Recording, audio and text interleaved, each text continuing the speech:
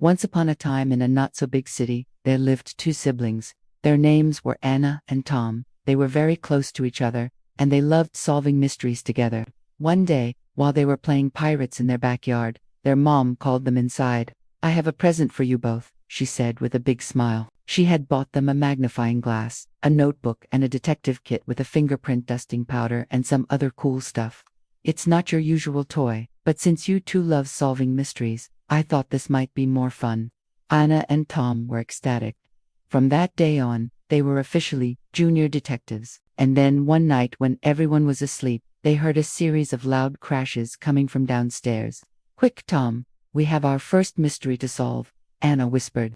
She grabbed her magnifying glass and flashlight and tiptoed to the staircase. Suddenly, a loud bang echoed through the house. Whatever it was downstairs, it had just broken something. They reached the bottom of the stairs and carefully made their way through the dark living room. Suddenly, Anna gasped.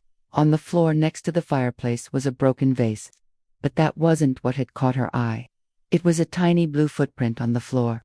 "Wow, this is just like being a real detective," Tom said excitedly, taking out the fingerprint dusting powder. He started dusting around the footprint and soon had an exact copy of it. Just then, Anna noticed something else. On the coffee table next to the fireplace, one of the legs of a chair was also dusted with the same blue powder. That meant the person or animal who left the footprint had also touched the chair. "Let's follow the trail of clues," she said, leading the way into the kitchen. The trail of blue footprints led them to the back door, which was slightly ajar. Outside, more footprints led them to the rose bushes. "Whoever did this must have climbed over the fence from the neighbor's yard," Tom said, peering over the wooden fence. On the other side, he could see the outline of a small dog.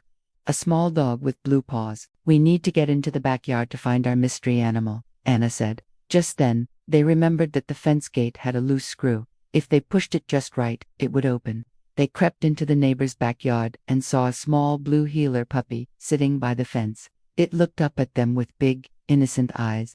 Then it ran away as fast as it could, back into the shadows. "That sneaky puppy," Anna laughed. It had obviously knocked over the vase while playing. She felt bad for whatever animal it was. "I'm sure its owner will be very grateful if we return the vase," Tom said, picking it up carefully. They took the puppy back to their own yard and then ran inside to grab some milk and a towel. When they came back outside, the puppy was gone, and then they heard a loud bark. Out from behind the bushes came the biggest, meanest-looking dog Anna and Tom had ever seen. "He must be the puppy's dad," Tom whispered, taking a step back. The big dog barked again, then trotted over to the fence and sat down. "I think he wants us to give him the vase," Anna said. Carefully, she tossed it over the fence. The dog picked it up gently in his mouth and dropped it at the feet of a very apologetic-looking man. "Oh, thank you, children," he said.